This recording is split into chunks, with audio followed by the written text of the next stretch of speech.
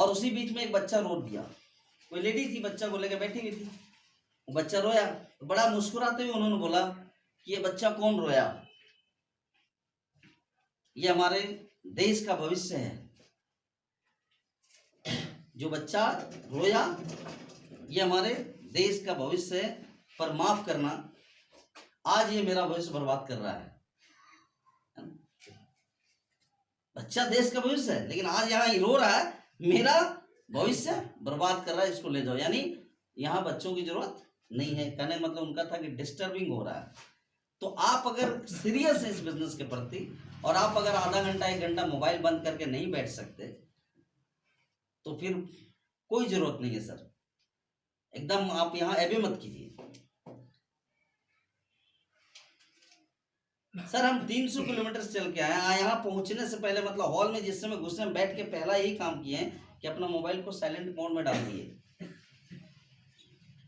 वो कितना भी कोई बजाता रहेगा ना, मुझे नहीं पता चलेगा, वो बजता रहेगा। जब हम यहाँ से बाहर निकलेंगे तब उसको खोल के देखेंगे इस बीच में कौन कौन बजा, उसको बजा देंगे बाद में। हम क्या फर्क पड़ जाएगा, आधा घंटा बाद बात कर लेंगे तो 1 घंटा बात करने में कोई दिक्कत है क्या? लेकिन अभी जो बातें हो रही, जो मोमेंटम बना हुआ है आपके एक रिंग आने की वजह से बाकी सब लोग का ध्यान भटक जाता है। तो इसलिए एकदम रिक्वेस्ट है, अभी तक अगर जो बंद नहीं की उसको बंद कर लीजिए सर, ठीक।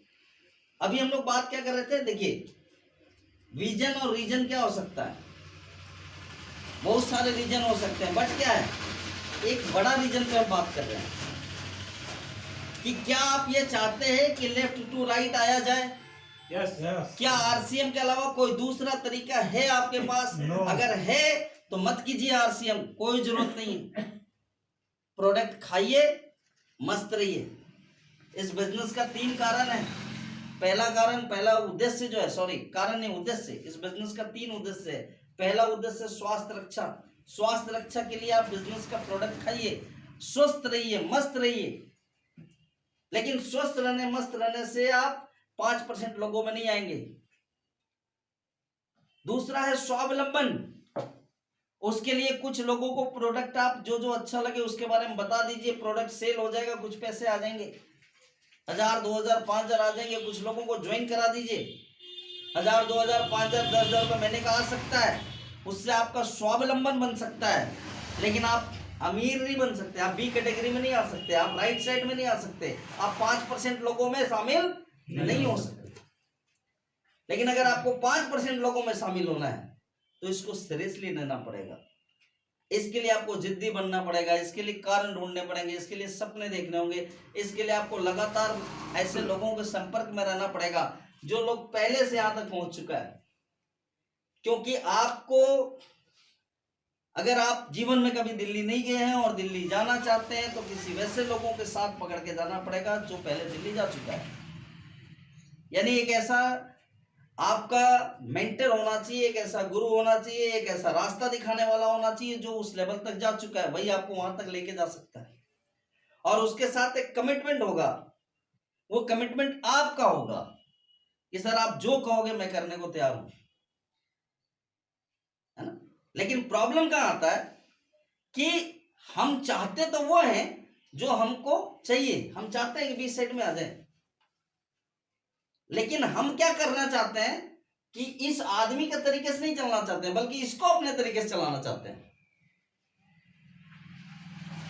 सर आप ऐसे कर लो तो मेरा आ जाएगा। अरे भैया आपके कहने से अगर आना होता तो आपको उसको कहने की क्या जरूरत थी, आपको पहले ही आ गया होता।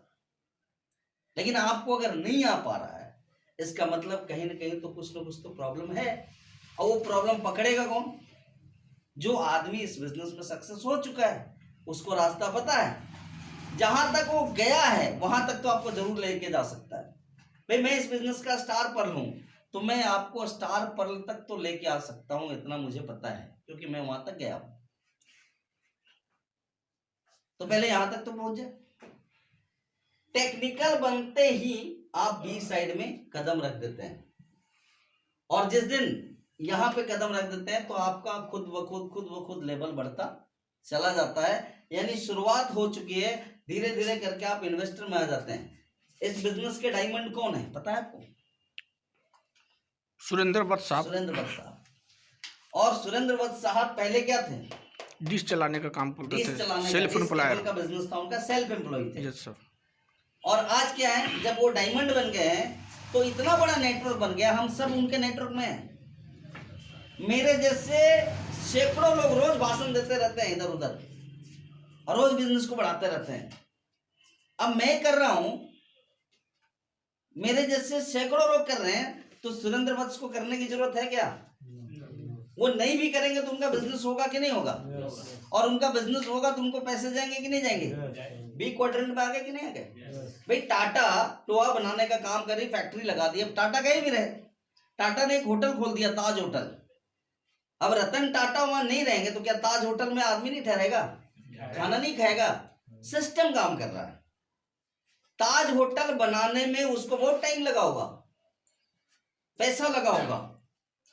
एक टाटा को अपनी फैक्ट्री बनाने में पैसे लगे होंगे, उसको समय लगा होगा, लेकिन बन जाने के बाद वो फैक्ट्री काम कर रही है। हेलो, आज टाटा 150 सालों से काम कर रही है, 150 सालों से। और आज सैकड़ों विंग्स है उसके, और 150 सालों में 100 कंट्री में काम कर रही है वो। 100 कंट्री में टाटा की फैक्ट्री है। क्या लगता है कि रतन टाटा जी 100 कंट्री में जाते होंगे, 100 जगह जा करके वो अपना ऑफिस संभालते होंगे? जी नहीं, हर जगह वो सिस्टम काम कर रहा है। सेम चीज आज हो गया सुरेंद्र वत्स के लिए। पूरे हिंदुस्तान का कोई भी ऐसा स्टेट, कोई भी ऐसा डिस्ट्रिक्ट नहीं होगा जहां पे सुरेंद्र वत्स का फैक्ट्री काम नहीं कर रहा है। हम और आप फैक्ट्री हैं उसके। हेलो,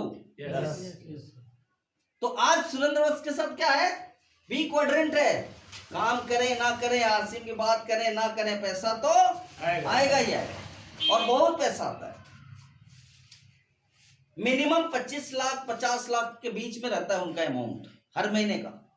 अब एक चीज बताओ यार, आज 25 30 50 हजार लाख रुपए अगर आप कमाते होंगे तो भले ही आपको ऐसा लगता होगा कि ये पैसा कम है, ये पैसा खर्च हमारा जो होना चाहिए उतना भी नहीं है। लेकिन जिस दिन आपके पास 20 लाख 10 लाख 15 लाख 50 लाख रुपए महीना आने लग जाएगा, उस दिन क्या करोगे पैसे का? आप कोई भी क्या कर लेगा? कितना खाओगे? अरे भाई, पहले मान लो कि अभी पैसे कम है तो कोई 20 रुपए किलो आटा खाता है, जिसके पास थोड़ा सा पैसा होता है वो 40 रुपए किलो आटा खाता है, जिसको थोड़ा सा और पैसा होता है वो मल्टीग्रेन 60 रुपए किलो आटा खा लेता है। लेकिन क्या 200 रुपए किलो आटा खाएगा वो? उसकी मैक्सिमम एक है ना लिमिट। अच्छा, क्या करेगा वो कि नहीं अब आटा नहीं था, खूब पैसा आ गया, अब सोना का रोटी खाओ, ऐसा है क्या? ऐसा तो नहीं होगा।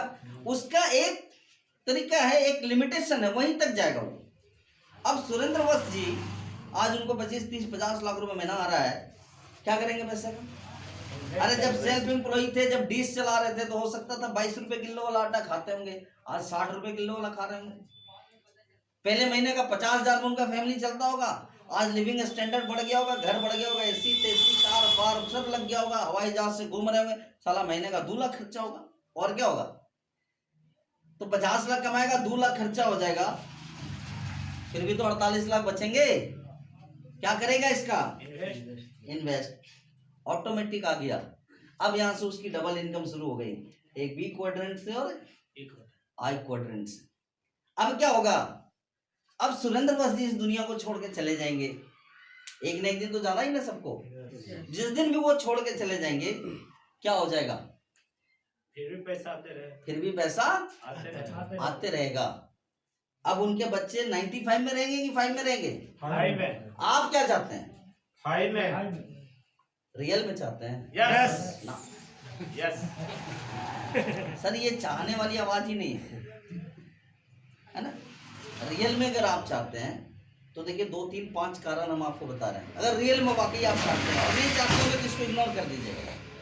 देखिए, मैं चाहता हूं, इसलिए मैं जो कुछ भी बात कर रहा हूं मैं दिल से बात कर रहा हूं आपको। मैं कोई लीडर और ट्रेडिंग कैसे से सीख के नहीं आया हूं सर। जो मेरा अनुभव है इतने दिनों का, वो अनुभव हम आपको शेयर कर रहे हैं। और ये एकदम बिल्कुल नहीं होता है, अंदर से हम कह रहे हैं, हम वाकई में चाह रहे हैं कि आप सीरियस होइए, यहाँ पे आइए, देखिए भविष्य क्या है और इसके लिए काम कीजिए। कारण पूछा था ना मैंने, कारण क्या हो? कारण ये होना चाहिए कि 95 से 5 में आना है, ये कारण है हमारा। जब तक हम यहाँ नहीं आ जाते हैं, जब तक अपने खर्चे का 4 गुना 5 गुना इनकम नहीं लेने लग जाते हैं, तब तक हम लगे रहेंगे, लगातार लगे रहेंगे। जो करना पड़ेगा, जितना करना पड़ेगा करेंगे। बात समझ में आ रही? तो ये कारण होना चाहिए, ये विजन होना चाहिए, और इसके लिए डेडिकेशन होना चाहिए, जिद्दीपन होना चाहिए।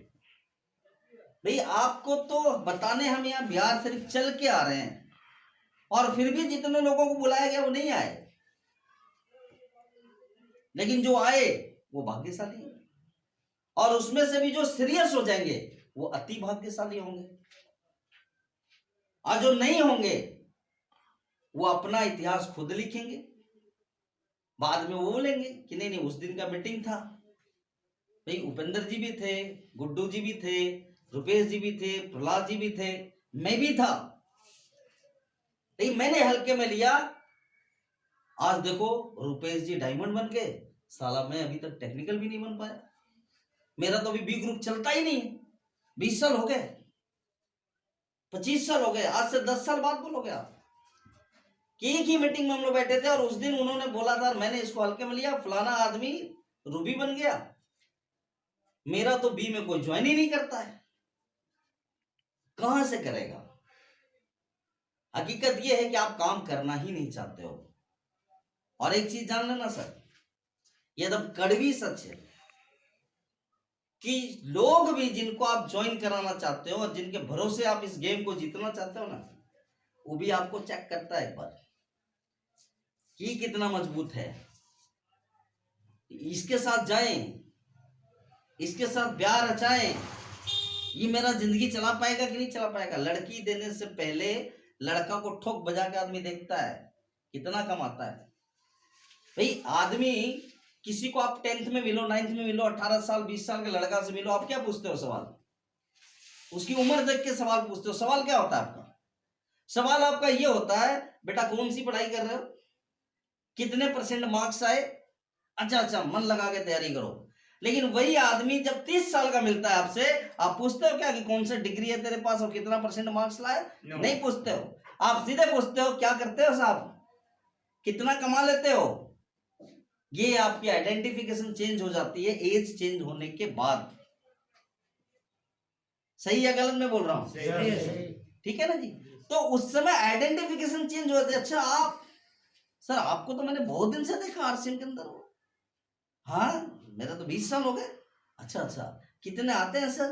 नहीं वो तो अभी मैंने शुरू भी नहीं किया मैं। अच्छा कोई बात नहीं सर, शुरू कर लीजिए। अब आप कहते हैं अच्छा आपको आरसीएम करना है क्या, चलिए मैं आपको ज्वाइन करना। नहीं मुझे नहीं करना है, आप जाइए। साला 20 साल में तू अपना कुछ नहीं कवाड़ सका तो मेरा क्या उखाड़ लेगा। हकीकत है या नहीं?